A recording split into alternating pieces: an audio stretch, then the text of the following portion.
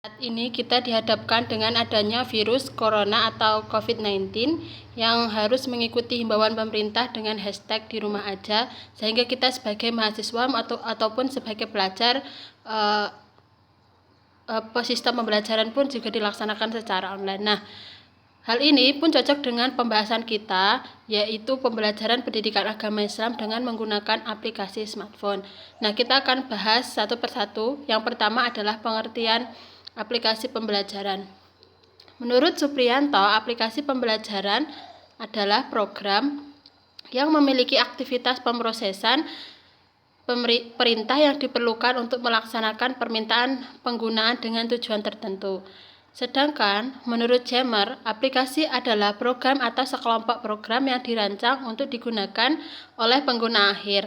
Nah, aplikasi terdapat manfaat untuk keperluan pembelajaran kepada siswa, mengingat dalam proses pembelajaran seharusnya terdapat interaksi antara komponen-komponen pembelajaran. Salah satu pendekatan pembelajaran yang memungkinkan antara komponen-komponen pembelajaran tersebut adalah pembelajaran interaktif. Pembelajaran interaktif adalah lawan dari pembelajaran tradisional, yaitu elemen yang disusun untuk meningkatkan pemahaman konsep secara interaktif dari siswa melalui kegiatan berpikir dan bekerja, dan menghasilkan umpan balik melalui proses diksi atau pertunjukan tanpa pertunjukan dari guru pendidik. Nah, dari penjelasan tersebut dapat disimpulkan bahwa aplikasi pembelajaran adalah suatu program yang menggunakan sebuah metode pembelajaran berbantu komputer yang dapat memberikan respon baik terhadap pengguna akhir atau siswa dari apa yang telah diinputkan kepada aplikasi tersebut. Kemudian yang kedua adalah pengertian pendidikan agama Islam. Nah, pendidikan agama Islam merupakan bimbingan secara sadar oleh pendidik terhadap perkembangan jasmani dan rohani peserta didik menuju terbentuknya kepribadian yang utama. Oleh karena itu, pendidik dipandang sebagai salah satu aspek yang memiliki peranan pokok dalam membentuk generasi muda agar memiliki kepribadian yang utama.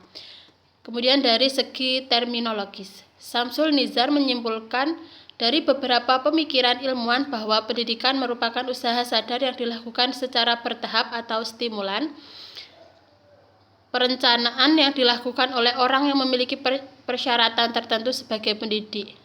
Selanjutnya, kata pendidik itu bila dihubungkan dengan agama Islam dan menjadi satu kesatuan yang tidak dapat dipisahkan. Pendidikan agama Islam atau PAI merupakan kegiatan dari pendidikan agama Islam dan pendidikan nasional yang menjadi mata pelajaran wajib di setiap lembaga pendidikan. Di dalam Islam, sekurang-kurangnya terdapat 3 istilah yang digunakan untuk menandai konsep pendidikan, yaitu tarbiyah, taklim, dan takdib. Pendidikan agama Islam adalah suatu usaha untuk membina dan mengasuh peserta didik agar senantiasa dapat memahami ajaran Islam secara menyeluruh, lalu menghayati tujuan yang akhirnya dapat mengamalkan serta menjadikan Islam sebagai pandangan hidup. Mata pelajaran pendidikan agama Islam secara keseluruhan dalam lingkup Al-Quran hadis, keimanan, akidah akhlak, fikih atau ibadah, dan sejarah, sekaligus menggambarkan bahwa ruang lingkup pendidikan agama Islam mencakup perwujudan keserasian, keselarasan, keseimbangan hubungan antara manusia dengan Allah SWT, diri sendiri dan sesama manusia, makhluk lainnya maupun lingkungan. Dari penjelasan tersebut, kita bisa menyimpulkan bahwa pendidikan agama Islam merupakan usaha sadar yang dilakukan untuk meyakini, memahami, mengamalkan ajaran Islam melalui pembelajaran dan pelatihan yang telah ditentukan untuk mencapai tujuan yang telah disepakati. Kemudian yang nomor 3 yaitu hakikat media pembelajaran PAI. Briggs menyatakan media adalah alat untuk memberi perangsang bagi peserta didik supaya terjadi proses pembelajaran. Kemudian Rossi dan Braid mengemukakan bahwa pembelajaran adalah seluruh alat bahan yang dapat dipakai untuk tujuan pendidikan seperti radio, televisi, buku, koran, majalah, dan sebagainya. Nah, menurut Garlage bahwa media pembelajaran dipahami sebagai garis besar adalah manusia, materi, atau kejadian yang membangun kondisi yang membuat siswa mampu memperoleh pengetahuan dan keterampilan. Dalam pengertian ini, guru, buku, teks, dan lingkungan sekolah merupakan media. Secara khusus, pengertian media dalam proses belajar mengajar cenderung diartikan sebagai alat grafis, fotografis, atau elektronik untuk menangkap, proses, dan menyusun kembali informasi visual atau verbal. Nah, berdasarkan 3 pengertian di atas, dapat disimpulkan bahwa media pembelajaran merupakan saran atau alat bantu yang digunakan guru dalam rangka meningkatkan pemahaman siswa terhadap materi disajikan dalam proses interaksi belajar. Media adalah segala sesuatu yang dapat dihindari yang berfungsi sebagai perantara antara alat untuk komunikasi atau proses belajar mengajar. Kemudian yang terakhir yaitu pengertian Android. Android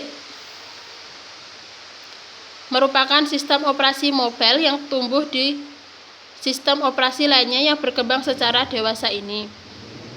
Android adalah sistem operasi berbasis Linux yang dipergunakan sebagai pengelola sumber daya perangkat keras, baik itu ponsel, smartphone, atau juga PC tablet. Secara umum, Android adalah platform yang terbuka bagi pengembang untuk menciptakan aplikasi mereka sendiri untuk digunakan oleh berbagai piranti bergerak. Android adalah sistem operasi mobile phone berbasis Linux. Android bersifat open source, yang source kodenya diberikan secara gratis kepada pengembang untuk menciptakan aplikasi mereka agar dapat berjalan di Android. Android menawarkan sebuah lingkungan yang berbeda untuk pengembangan. Di setiap aplikasi memiliki tingkatan yang sama. Android tidak membedakan antara aplikasi inti dengan aplikasi pihak ketiga. API yang disediakan untuk menawarkan akses ke hardware maupun data-data ponsel sekalipun atau data-data sistem sendiri, bahkan pengguna dapat menghapus aplikasi inti dan menggantinya dengan aplikasi pihak ketiga.